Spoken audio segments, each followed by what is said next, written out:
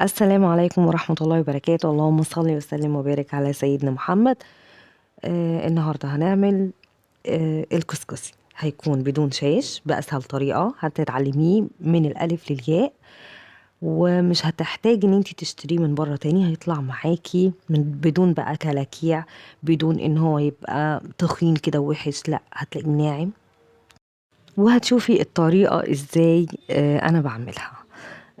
يعني انت هتتعلمي بقى تتعمليه كل يوم، مش هتستني بقى ان انت تشتريه من بره والكلام ده كله. لو اول مره تشوفني، دي قناه لنا عارفين حله الكسكسي بتبقى حله عاديه وعليها بيبقى الحله اللي هي فيها المصفى، تمام كده؟ دي اكيد كلنا فاهمينها. الحله العاديه اللي من تحت هحط فيها الميه بالمقدار اللي انتوا شايفينه دوت، وهبتدي ان انا احطه على النار يغلي معايا، وبعد كده اشتغل. معايا كيلو دقيق. انا هعمل دلوقتي كيلو دقيق. هحط حبة ملح، يعني اللي هو يعني يعتبر ربع معلقة كده، حاجة بسيطة. هبتدي بقى ان انا اقلب الملح مع الدقيق حلو قوي،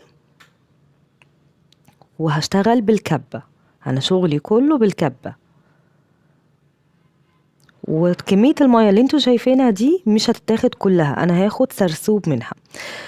اول خطوه معايا هبتدي ان انا اخد كوبايه دقيق، او على حسب الكبه ما هتاخد قد ايه دقيق. يعني لو اخدت 3 كوبايات تمام، انا الكبه بتاعتي صغيره فحوالي كوبايتين دقيق اللي خدتهم. طبعا لو الكبه بتاعتك كبيره خدي براحتك، هتخلصي الكميه بسرعه. هبتدي بقى ان انا اشغل الكبه بتاعتي وانزل عليها بسرسوب ميه. احط الدقيق في الكبة زي ما انتوا شايفين كده، واضربها ضربتين تلاتة كده لحد لما اشوف الدقيق بقى شبه الرملة، زي رملة البحر. تمام كده.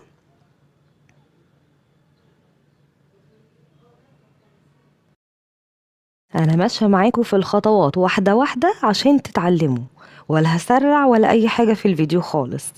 حطيت الدقيق في الكبة، هبتدي ان انا اضربه ضربتين تلاتة، والمية عليه سرسوب بسيط جدا.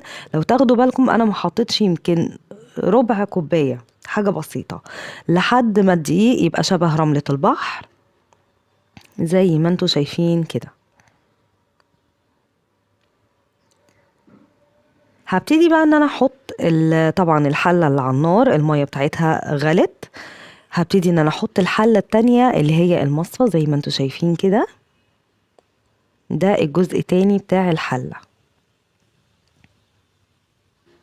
وبعدين هنزل بالكسكسي اللي انا عملته مباشرة على الحلة، ولا شاش ولا قماشة ولا اي حاجة خالص.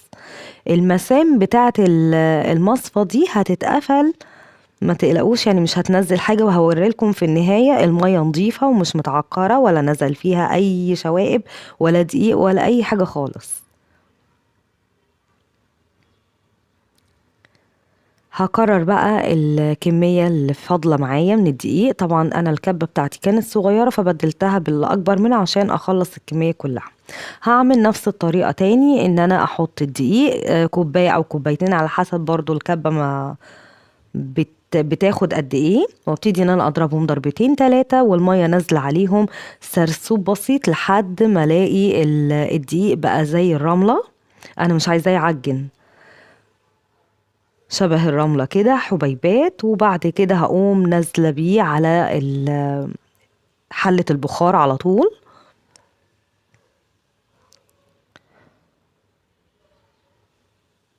واحاول ان انا لو هقلب، لو الكمية كلها هتحطيها فوق بعضيها، لو هتقلبي ما تقلبيش من تحت لفوق، قلبي من على الوش بس اللي هو ساوي السطح بتاعك، لكن ما تقلبيش من تحت لفوق.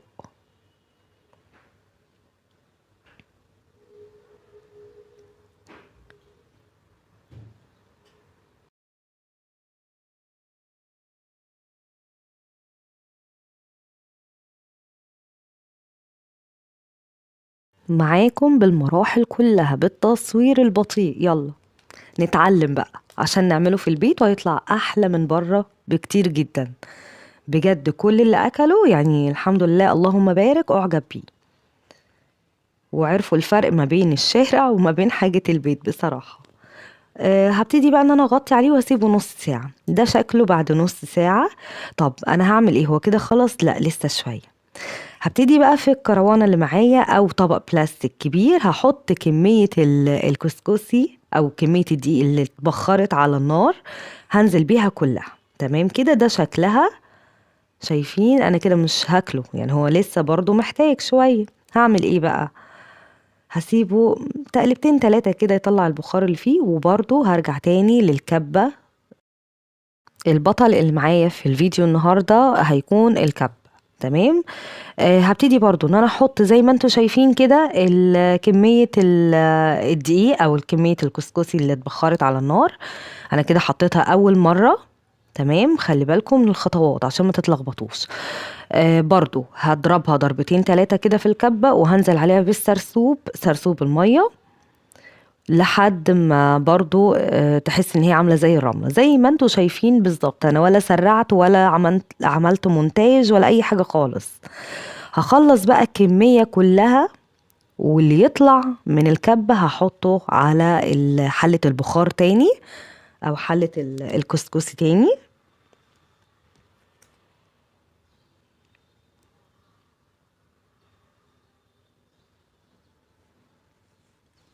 اهو حطيت سرسوب المية.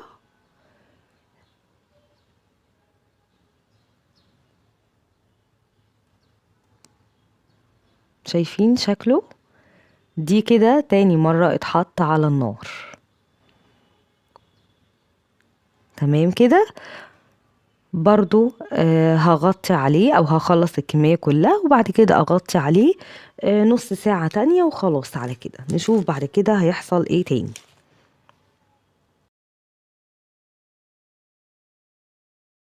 انتوا شايفين ازاي يعني لونه فاتح وجميل جدا وناعم. انا عايزة اقول لكم لو انتوا عملتوه كمان باللبن الرايب، يعني بدل المية لبن رايب او زبادي او الكلام ده، بيطلع افتح لونه وطعمه حلو قوي، جميل جدا. دي كده المرة التانية اللي انا حطيتها. يبقى هو كده قعد معايا قد ايه؟ قعد ساعة او ساعة الا ربع. خلاص كده. هبتدي برضو ان انا ارجعه تاني في الكروانة او الطبق البلاستيك الكبير، هنزل الكمية كلها، ويعتبر كده انا خلصته. بس فاضل خطوة اخيرة، وبعد كده خلاص كلي بألف هنا. هعمل ايه بقى؟ هبتدي ان انا مش هبرده، مش هستنى عليه كتير، بس هقلبه تقلبتين تلاتة كده. وصديق الفيديو النهاردة ايه، او صديق الوصفة النهاردة ايه؟ الكبة. هبتدي ان انا احط فيها الكسكسي على حسب بقى الكمية اللي هتكفي طبعا الكبة بتاعتك، وابتدي ان انا اضربها حاجة بسيطة كده، ضربتين تلاتة. ومعانا بقى طبق كبير والمنخل بتاعي.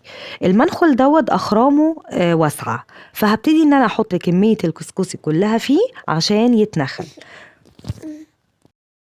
انا عايزاه يبقى ناعم جدا. بصوا بقى اللي هيطلع منه لو انا ما كنتش عملت الحركة دي او الخطوة دي. هبتدي بقى ان انا انخله. هتلاقي اللي طالع منه كلاكيع كده. ما ينفعش ان انتي تقدمي الكسكسي بالطريقة دي، يعني هيقولوا علينا خايبين بقى. بصوا طالع قد ايه. لا، ولو عايزاه انعم من كده كمان، المنخل يبقى اضيق، اخرامه بتبقى اضيق من كده. بصوا بقى المنظر، اللهم بارك. لون، شكل، يعني رملة. حلو، حلو جدا. وبعدين تكليب ألف هنا. عايزة بقى حتة سمنة ولا زبدة كده اللي يريحك، وعلى النار بالكمية اللي انتي حباها، وتقلبتين تلاتة، وتقومي حاطة عليهم اللبن أو سكر البودرة أو المكسرات، جوز هند، زبيب. بصي يعني التقديم بقى براحتك أو الأكل براحتك انتي وذوقك. أتمنى ان انا اكون وصلت لكم المعلومة بطريقة سهلة وبسيطة. وهو طالع بصراحة زي القمر وزي السكر، واللهم بارك. ويا ريت تجربوه، مش هتحتاجي فعلا ان انت تشتريه من بره تاني.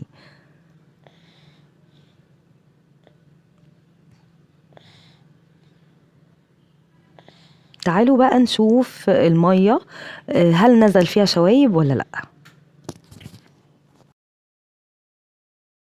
ادي المية اهي زي الفل. ما نقصتش كتير، وما نزلتش ولا نقطة، يعني بصوا ما فيش فتفوتة نزلت فيها.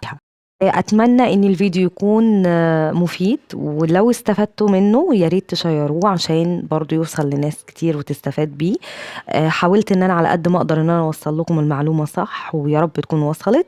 لو عجبكم الفيديو يا ريت لايك وشير وسبسكرايب للقناة عشان يوصلك كل جديد. والسلام عليكم ورحمة الله وبركاته.